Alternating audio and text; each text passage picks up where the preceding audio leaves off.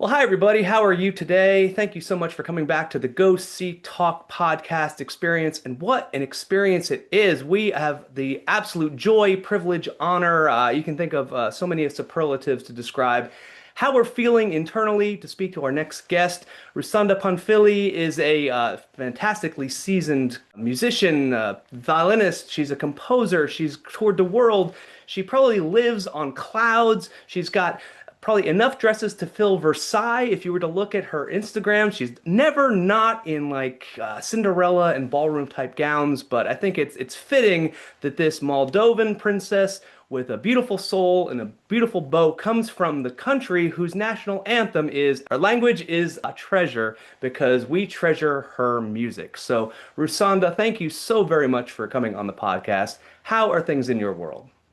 Thank you so much, Mark, for this very incredible introduction. I have to say, nobody has ever introduced me that way, but yeah, I'm very good. I'm greeting everyone here from Austria, from my little office, my practice room, I can say it like that.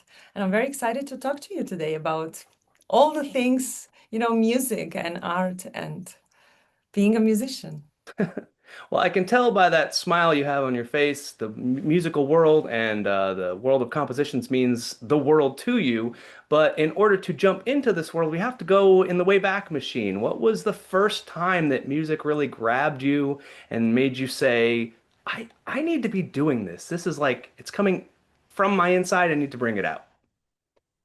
It's funny, I think it was not me who chose music, it was music that chose me to be, who I am today because we have some footage of me being actually a baby of 8 months, and I could stand on my feet already, and I was dancing perfectly in the rhythm of the music. So there was something about music that always kind of connected to me, and I started singing. Already when I was 2 years old, I was doing, kind of silly children's competition, but they were somehow very natural for me. And being a performer and, in kindergarten, just standing in front of my colleagues and performing something was just so natural to me. And that was brought to attention to my parents, who then decided, okay, there is we can't fight this. We have to kind of bring her to the music school. No matter what will happen in the future, this is something that she's going to have fun with, making music. And my mom used to play the violin, so I would also see her sometimes picking up the violin and playing a little bit at home. And I just remember, like, she looked so beautiful doing it. So obviously as a kid, I was imitating her, using like utensils from the kitchen or things like that. So the decision of me starting with music, it was just very natural, no expectations whatsoever. Nobody in my family actually is a professional musician, so there was no perspective of me actually becoming a professional musician in that sense. Yeah, but my life took a very fast turn. When I was 11, I went to Vienna and I went to do the exam for the Conservatory of Music, which is like the main institution, the main university of music. And I passed to everyone's surprise. And that's how I landed in Austria studying violin as an 11-year-old. Wow. I'm not even sure I could tie my shoes at 11, and here you are entering a conservatory. Were you amongst other 11-year-olds, or were you kind of the youngest of the crowd? What was the dynamic and the atmosphere?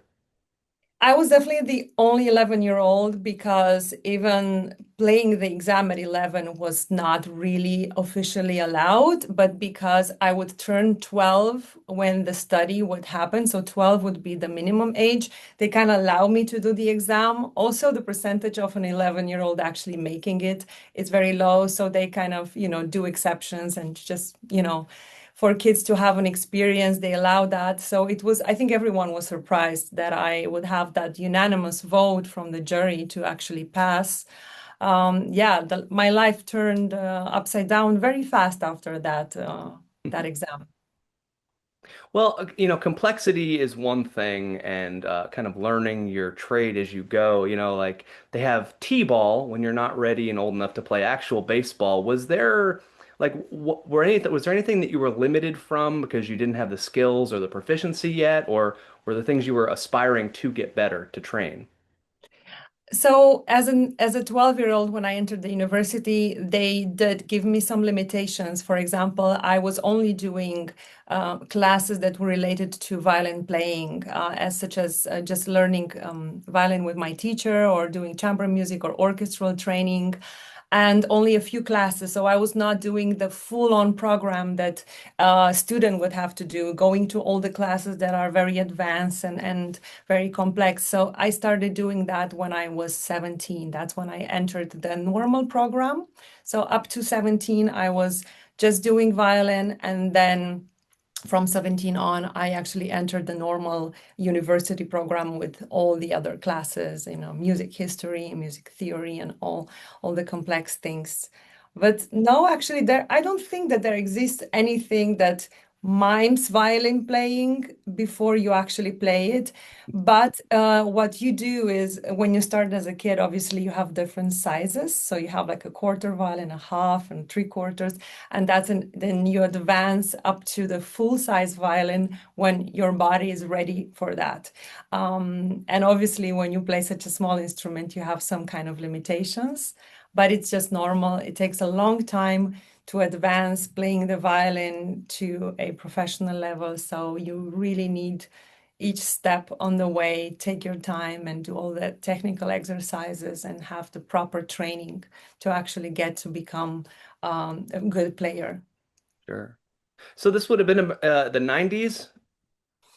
No, the 2000s. Oh, the 2000s. Okay. Um, Yeah. well, so I was about to say, if it was pre-internet, I'm wondering who some of your heroes might have been, and did the internet give you more exposure to people who, may not have been on your radar, but once you reached out, you're like, wow, hey, that's pretty neat. Well, actually, being in Romania, in Bucharest, it was a really hard time when I got there. It was post-communistic time. So a lot of things were very, very much behind compared to other countries, to other Western countries, and maybe even USA. So we didn't have access to a lot of things. Even TV was not so accessible. So your goals were not and your idols were not so available in front of your eyes, there was not much perspective. But when I got to Vienna, my mom would take me to live concerts in the beautiful concert halls of Vienna. And that's when I started seeing these amazing performers, like Maxim Vengerov or, all these great guys, and amazing women perform like Anne-Sophie Mutter and so on. So I could see and hear them live. And that was actually the first time when I was mind blown that this could be actually something for me, for my future. And the internet wasn't as present in my life at that time, obviously, but even my colleagues around me, everybody was around 20 years old, so much older than me, and playing obviously so much better than me. And just the other people in my class were a big inspiration of how I could be playing in a matter of time. So there was inspiration and motivation all around me, actually. But with time, of course, the internet opened different doors of listening to recordings and watching videos on YouTube or so. But I loved going to my local record store and listen to CDs at that time for free because I was like, oh, I'm interested in buying the CD, but I had no money. So I was just like, can I please listen to it? And I would be there for 2 hours. And it's like, are you gonna buy this? No, I really need to see if this is the right recording. But I was just like, I need to listen as much as I can. How do you do that when you don't have money? So I had my tricks on, yeah, and then I would save up, and you could buy DVDs at that time, and there were DVDs about these amazing violinists, and I would like have my own collection that I would watch every day. Um, yeah, that was a very interesting time in my development as a musician. And with development, you take on new things and sometimes things are jettisoned or fall off. Are there any artists that, because I kind of remember myself doing something like that too when there was Tower Records and you'd go to listen. And before you could download things. And your tastes change over time. But is there anything that you kind of listened to back then that you kind of grown out of, or are there anything that does stay with you? Like I'm going to take this to the grave. This is great. Oh, well, classical music is my first love, and it will always be my first love. So classical music for me will never die. I will take it with me as long as I live, I think. And there are but I have to admit that there are certain pieces that I loved when I was, 16, 17, and there's different kind of music that I am into right now that I adore and love and understand more profoundly. But music in general, I mean, as a kid, obviously, I'm a millennial, so I grew up with pop music, with R&B music, with all of that, and with MTV as a source of entertainment and fun. So everything that like that, it's still kind of, it's part of me, and I think that's why I love the entertainment industry as well. I love to dance. I loved to watch all the music videos and see how these amazing pop artists would promote themselves and how they would be on stage. And that's something that, for example, is a big clash between classical music and entertainment music, where the visual and the performance aspect is so important, where in classical you're mostly only you're going to be only looked at from the professional point of view, like how do you play your instrument and what's the quality of your playing. So for me it was fun when I got to a place in my life and an age where I started like melting down these two worlds, where they started being combined, where I wouldn't see such a big gap anymore between being a high standard performer and an entertainer at the same time. So that was interesting transition for me. Well, saying that you love classical music, I have to ask, as somebody who is an exceptional player, I'd love to get to Andara 1980 in a second, but I don't take this the wrong way, but when you play somebody else's music, you're basically parroting it.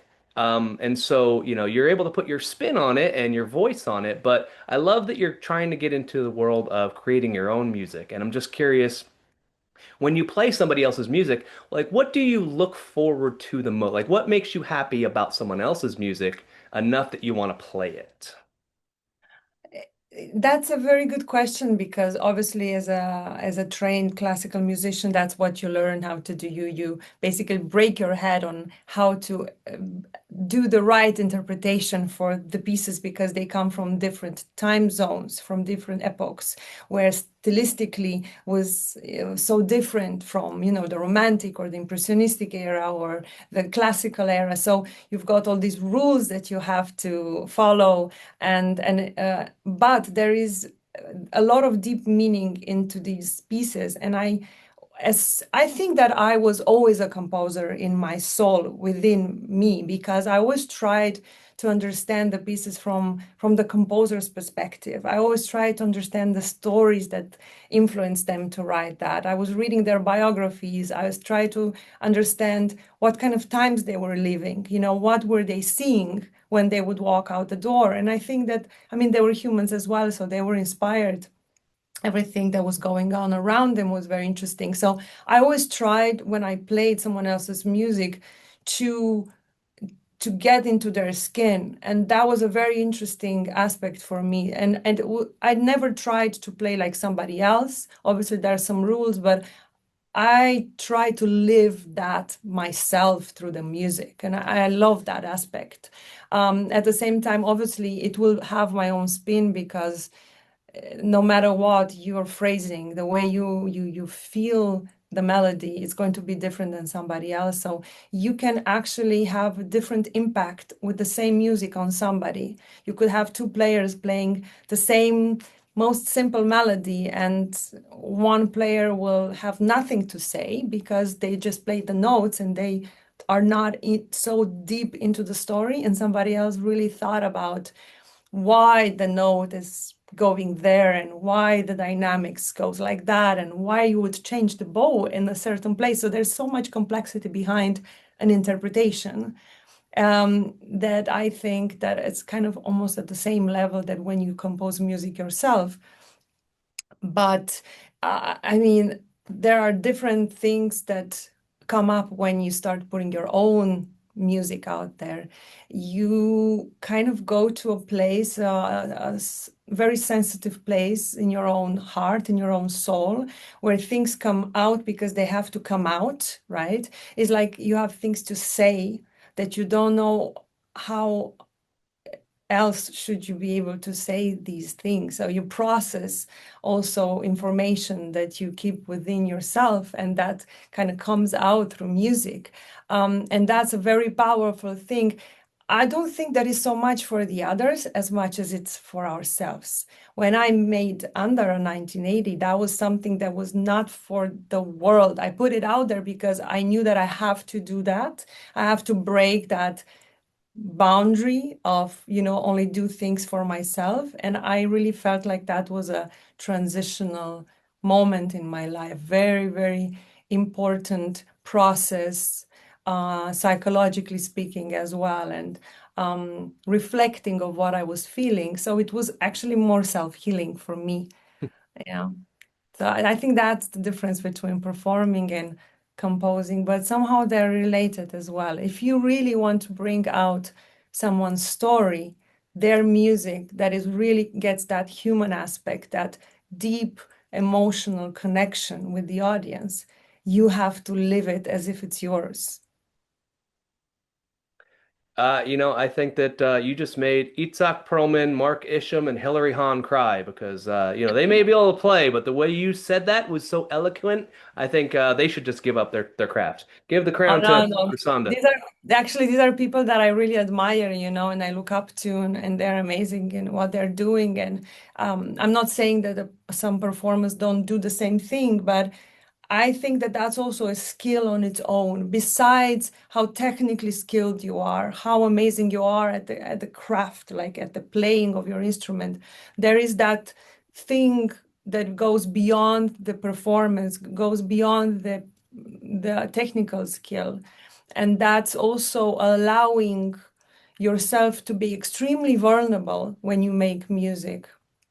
And not the problem is that also it's music making in the classical world is very institutionalized and very rigid in some places where you're not allowed this freedom, and that freedom is not necessarily encouraged. So you have to really fight strongly to find your own voice as a musician. Well, let's talk about your voice. We're hinting at Andara 1980.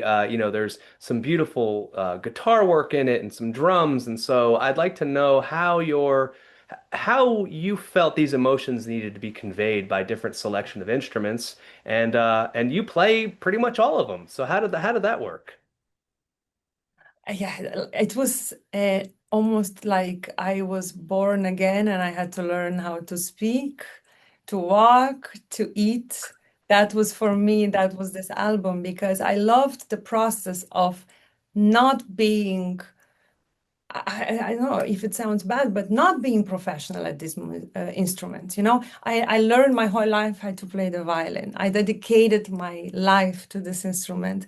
And there I was in a place where I wanted to do everything else that I didn't know how to do necessarily, but I tried, and I loved that process of trying and experimenting. And I think that that's the world. I love the experiment of it all when you're focusing so much more on the sound world than on the skill and on the instrument itself, but you think so much more as what does the instrument give me? What is the color of the instrument, and how can I use that in that music, or what do I think that that specific track needs to express what I was feeling. So that was really, really interesting for me. And a lot of the tracks obviously have strings and have violin as an instrument, but a lot of them don't have that. And that was a really new experience for me. Um, and I mean, the whole music is rather dark, and it's more like you could consider it dark in a way that it has many components that come from dark ambient music and sound design, and not always music in terms of, harmonically very developed. But it was almost more like a meditation. A lot of the tracks were very repetitive that would get me into that type of state of mind where I'm meditating and getting, to certain realizations, to certain emotions. Yeah, that was kind of the process for me with Andrea. Well, taking it a step further, I don't know why I'm curious about this, but it's just captivating. You have a couple videos. You have let's see, Elvira's Dream and Kellen. Am I saying that right? Kela, Um, yes. it's you kind of in the middle of nowhere. Feels like you're on alien planet. I just want to know, how did you get there? Who shot the video? Did you have to like make sure nobody was on the beach? Like what's the logistics of setting that up? It seems simple, but I'm sure that was very difficult. It was crazy. Actually, me and my husband shot the video. It's a very, very low budget production. I have to say, no, I call it no budget production because there was no budget involved in this. It was shot in Croatia, and actually, there are some parts of Croatia that are really alien-like looking. It's very hard to get there, so you have to hike quite a lot to get to these places where there are no people around. And we would wake up at 2 a.m. and drive for 2 hours to these places and catch that first light, and catch nobody else being there as well. Because actually, that part where we filmed both of the videos, it's called Life on Mars Trail, and it's a trail that people love to hike and to walk. And already the name kind of tells, right, a little bit, life on Mars. It's doesn't look really like Earth. So for me, it was perfect because I wanted to go away a little bit of from the normal world, a little bit away as much as we could, obviously with no budget production, no special effects, but at least the landscape, use the landscape that we could get there, and bring in that kind of vibe that I was looking for, and being as far away from everything that I was doing until that moment, finding a different side of me. Well, you certainly found it, and I think that if you had to wake up at 2 o'clock, get there, do your stuff, and already have the makeup on, I mean, Yeah. were you doing the makeup in the car, like? Kind of. I would wake up at, and midnight. I would do all the makeup, looking like crazy, and then driving in the night and getting to that place. And I mean, it was hardcore, but when I look back, it was also such an interesting experience. And I think all musicians who, nobody is born successful. Nobody is born into a place where they can afford, high quality videos and so on. So especially when you do a project that is self-funded, self-produced, everything is done by yourself. You got to do some things like that sometimes, and it's also fun. It's part of the whole experience, and it's kind of also teaches you a lesson of how hard you need to work to do certain things. It's cool. I'm never afraid of doing of things that are complicated. I am more usually afraid of being bored and not having things to do. So that's yeah. Well, I would say that you probably are not bored, because it seems like you are, oh, whether it's touring with Andrea Bocelli or Hans Zimmer live, you're always doing something. Like if you were a stone, you would have no moss, so they say.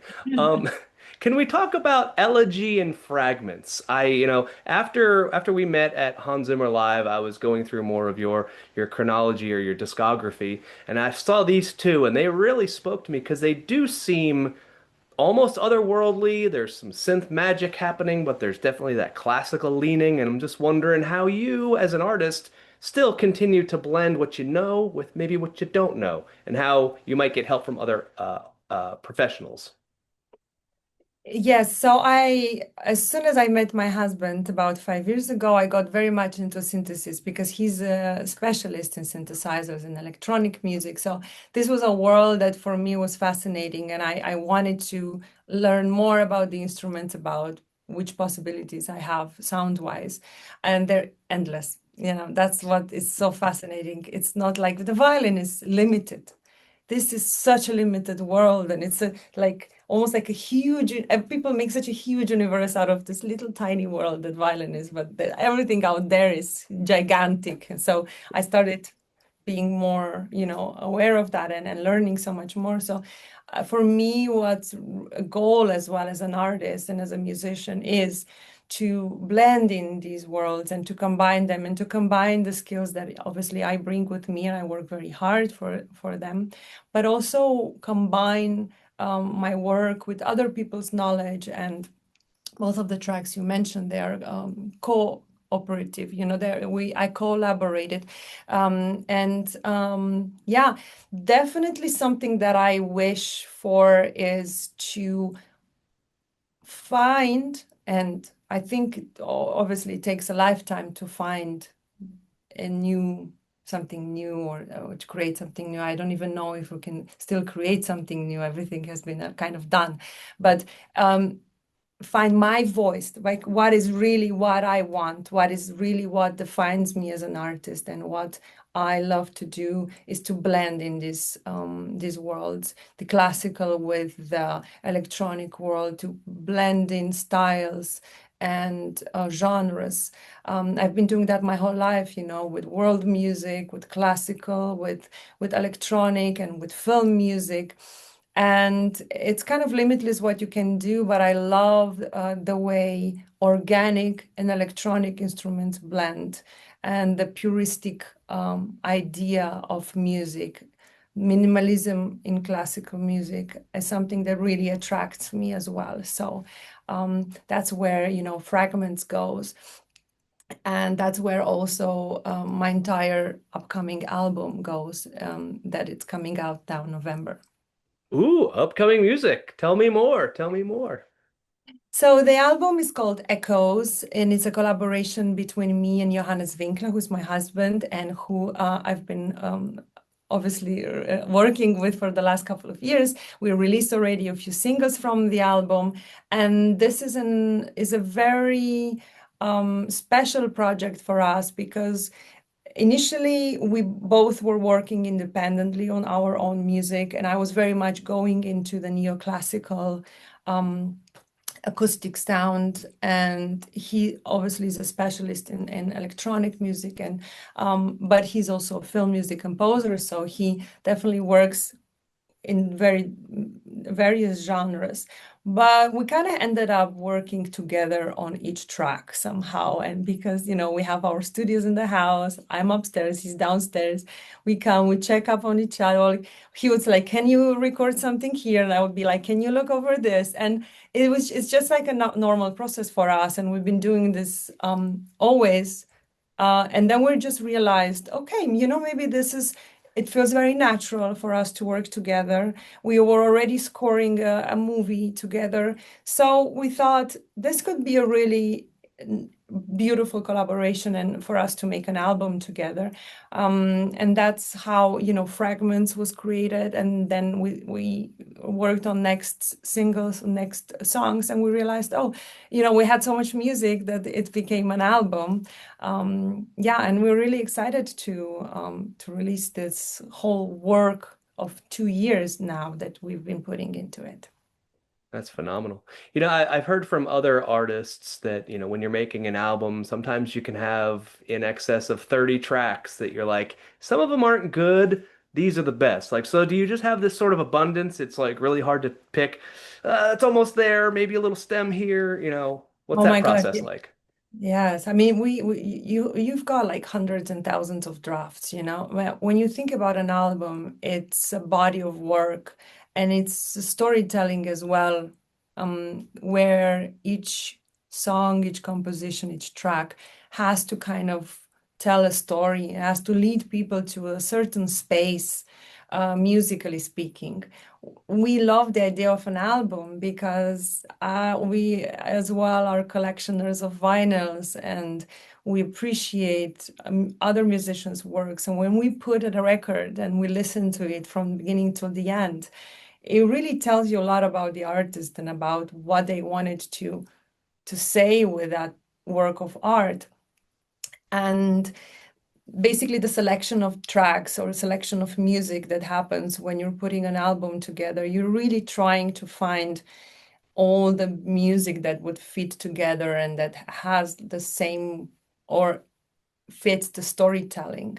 And we build our entire album around scientific laws, space, everything that has to do, with we're very much into string theories and, the expansion of the universe and all these things that you can't really like.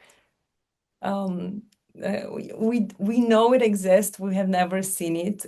Even if we see it, we're never going to be able to tell about it. So it's all this very, it's a kind of such a beautiful aspect. It's a metaphor of life as well. So it was very interesting to work with that idea in mind and with that concept.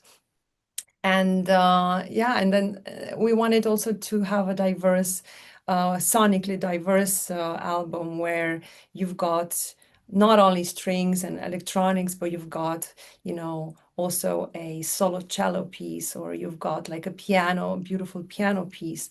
And then, we recorded an entire orchestra. We had sessions and having a real huge live orchestra, not just having like programmed instruments, but having that real orchestral sound. So there is a lot of work put into this album, and I'm really genuinely excited to release it. That's amazing. Well, I look forward to either videos or behind the scenes because you did a video for Oblivion, Piazzoli's composition. And so there's you in the red dress, and you've got probably 20 string players. So that'd be cool to see. But also, how do you structure that? How do you know that 10 are right? Or like, how do you as a soloist work on the back of or supported by, this many, X many string players? I think you have to have a very clear idea of how it should sound. You have to hear it in your head, before trying it.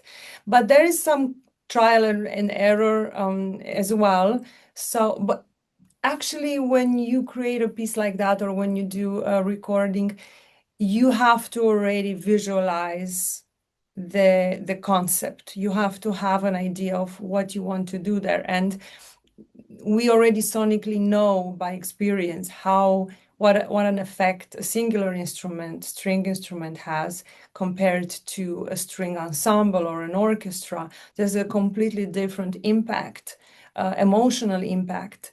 So, and it's music tells a lot, if you use two instruments, there is the type of conversation between the two instruments. Whereas when you use an orchestra, you're talking about unity and a body of sound, where not a singular person is important, but how they interact with each other and how the sound blends in together. So there are all these different aspects that you really have to consider before taking artistic choices. And that's kind of where we ask ourselves a lot of questions before we take decisions. Do I want that, or do I want this, or what is it that I want to say with my music? What is it about? For example, one of the pieces on the next album is called Space Echoes, and it's already released, and we've got a video on YouTube. And this is a piece that has a lot of musical breaks in between, pauses. And that itself is a statement, where you kind of let the sound travel in the room. And as soon as it disappears, the next thing comes in. And we're trying to like measure as well the time between the phrases and how do we breathe the music. And so that's why the name Space Echoes. So there's a lot of things behind it, and I think that each artist has obviously a different way to transpose the ideas into music, but we try to work with our knowledge, me coming from the classical world, but as well working for so many years with film music composers, and with Hans Zimmer, and working with him also in the studio and on his films, and playing his music already teaches you a lot about the impact of music with picture and then scoring my film as well. So all this knowledge, and then Johannes bringing his knowledge from working so many years in film music, you kind of get to a point where you know that when you're going to do something, it's going to have a certain impact. It's human, it's emotional, and it's almost like almost like a law, you know, of how music will affect people. Well, the way your mind works is about as elegant as your finger mechanics. So you're doing it right. You know how to get the job done. But I have to ask you, it seems like you're not scared of anything. So I have to ask, what is more terrifying for you? Is it the final notes playing time with Hans and Lisa and Refi and Libo and the entire world looking at you? You have that honor of playing that very last note, or is it dancing through the No Time to Die theme? Well, I'm not scared of both of these moments. You know, I can Okay. tell you exactly why. And being scared, that kind of idea of being scared of doing something on stage, I think for me comes from a place of when you don't know exactly how it's gonna go. The first time you might be scared, the very first time. The second time you should not be scared anymore because you know the outcome. And even if something wrong happens, you know, the good thing about music, no one's gonna die. There's not gonna be a disaster after this. We are not surgeons operating on heart. We are human beings. So the most important thing, what I'm usually scared about, is when maybe I get to a point where I'm so tired and I'm sick, maybe that I can't give everything that I want to give to the audience and I'm not myself. That's a scary moment. That's when your body starts to fail you and you're just too tired to do what you love to do. But those moments that you mentioned, dancing, first of all, I am super, super happy when I dance. That was something that I started doing when I was 14, and I was just practicing all day long. And in the evening, I would go dance South American dances. And it was that thing that brought balance into my life, where I just naturally will smile, and you will never see me dancing without a smile on my face. It's because it's just like I radiate with joy, and that's what it means to me. And playing and dancing at the same time is just so natural to me because I've been doing it for many years. I also did a lot of choreographies. I worked with some other artists that wanted to implement choreography and playing in their shows. So I have a lot of experience with that as well, you know. So that's why my experience on stage doing that, it's fun. It's just let's do it, you know? No, not being scared at all, just like I can't wait for that moment.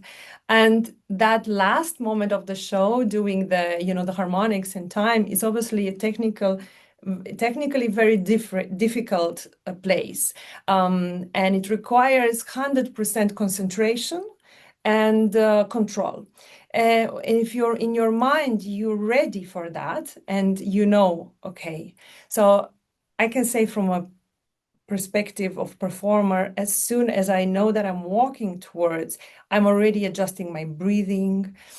I'm starting to breathe into the rhythm of the piece so that my body is ready for that moment. And you know, when you're there and when you see all the lights and you feel that silence in the stage and you know that everyone is watching, it's so intimate at the same time because you're reducing all this like to 20,000, 40,000, I don't care anymore. We're all reducing to that one feeling that we are sharing in the moment. So it's very intimate and fragile. And you have to also learn how to really absorb that feeling and to treasure it, almost like when you're holding something very fragile in your hands, you know, you're going to take the time to do it properly and you're not going to rush the moment. So that for me was also always a moment of peace in the concert. And also knowing the show is finished, we can relax. Oh my I'm goodness. one second from the green room, people. This is going to You be an know, easy. and it's touring live. I know it looks amazing on the outside, but it's a really, really tough thing to do. And you have to be pro touring musician to be able to keep up with a schedule like that, and it's tough on everybody. Absolutely not always fun. The stage is fun, everything around it is not always so great. So it's part of the job. Well, the entire collective, the Disruptive Collective, makes it look easy. And, when I was watching the performance in Texas, just seeing you, you were at the top of I call it the stereo pyramid, playing Interstellar with Molly and Hans. And then there's a whole sequence in I believe it was The Last Samurai. I was fixated on you. And then when I got Tina gifted a friend of mine who knows her from the LA days. We got to come backstage and meet Lebo. And then you walk in the door. I was like, oh my gosh, this is amazing. And I think by virtue of us talking was just by logistics of me being closest to the door. But it was like, holy cow, I was just watching this phenom on stage, and now we're talking. She's human. She's not, a cloud of miracles. So, just some Mm. high-winded praise. But before we round this out, Rusanda, you've been a joy, a blast, a treat. What are Rusanda Panfili's 10 favorite things? Oh, 10 favorite things. Okay, it could be anything. It could be anything. I mean, there's no wrong answer, and it could even be literally, you just go. All right. So I love my cuddles in the morning with my dog and my husband. Obviously, this is a very special moment. I love being in nature and I love being around water, especially. This is something that is really, I love watching even water, listening to water. I love food. I love to cook, eat food, explore.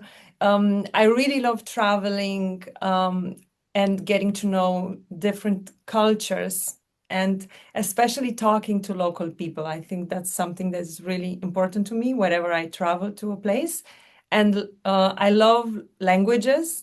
I love to learn foreign languages. I speak six, so I hope that one day I speak, I don't know, 20 languages. I hope that it's possible. I love uh, making music, not only with my violin, obviously, just making music generally, learning new things about music, exploring all of that. What else? So I'm at number. I love fashion because fashion is a way that also I can show my personality through my outfits. I love designing my clothes. I love always combining that aspect of what am I going to wear on stage and does it fit the music and how I love dancing, as I already mentioned, very, very much. Uh, Spending time with my family and my friends is really important because that always brings you back to who you are and grounds you as well. People that not there because of work but just because they love spending time with you. It's so important. And last but not least, what can it be? Let me think about it because I kind of mentioned 10 things. That's a lot. Hmm. Well, while you're thinking about that, let me ask you another question. Do you have to purchase all of your dresses? As I said, it seems like you've got an entire, house and a half full. Like how does the outfitting work in your world? Oh, actually, of course not. I'm very fortunate to work with various brands and designers who lend me the clothes for the concerts. Obviously, you see me with Andrea Bocelli every time wearing a different concert gown. I do not own all of them. Definitely not. I'm so fortunate because I have, for example, Eleonora Lastrucci is a great friend of the Bocelli family as well. And she sends me 20 dresses when I have a tour and I can just like before the concert pick them up and try them on and whatever I like I wear on stage and then I have Rettel in Austria, a company that's really wonderful and gives me clothes for my photo shootings and then of course some of the things I buy myself as well because you can't. I hope that one day I get to a point where I can get clothes from all the brands that I desire and I want. But until now, I also loved designing my dresses. So I have a tailor in Romania, in my hometown, and I tailor all my dresses that I make with her. So I love to design as well in that direction. So maybe that could be the last thing that I love. I love designing things. I love creating things that are artistic. So. Well, excellent. I've had a joy, a treat. If you can take us out of the interview beyond Echoes, which is dropping in November, what's your schedule like? Do you have any breaks? Do you and your husband get to be like, well, 2 months alone, we're going to Lake Como and don't bother us? Well, now I was at home the longest period that I can remember actually being home, and I'm really happy about that because I've been working on my other next album, so already thinking about that, which I can't talk about now, but it's going to be very exciting. And I'm going to record this album very soon. But starting with mid-November, I'm going to be on tour with Andrea Bocelli. I'm going to be in Argentina, Brazil, and then USA with his Christmas tour. So I'll be back end of December in time for Christmas at home, and I'll spend Christmas and New Year's um, with my husband and my little dog. Excellent. Hey, it's a it's a happy ending. For a woman who lives a world of fantasy and fables and princesses, it couldn't be more grand than that. Rusanda, you've been a delight. We wish you the best, and we will catch you next time.